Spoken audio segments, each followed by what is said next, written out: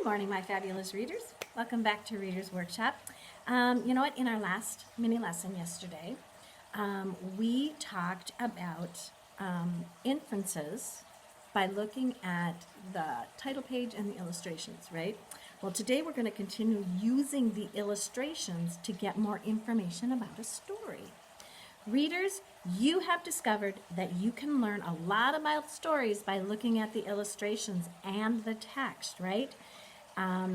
You can also discover information about the story's setting and events by studying the illustrations inside the book. The setting is where a story takes place. The events are what happens in the story, and the characters are the animals or people in the story, right?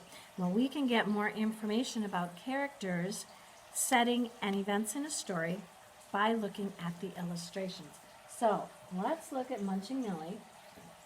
We're going to go to pages 4 and 5. All right?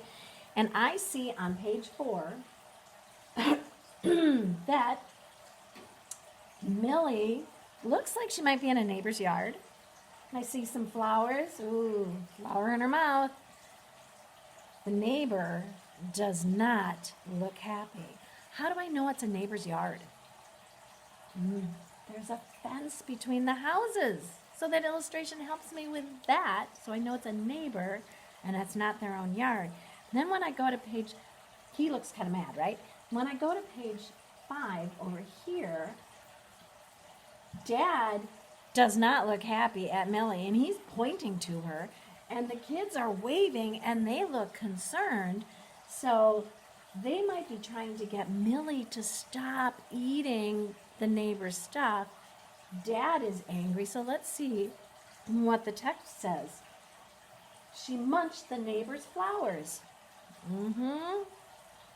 Dad yelled, "Millie's a menace. That goat has got to go." Oh dear, we were right. I think the kids are trying to protect Millie. Millie's just doing what Millie does best, and that's eat, right?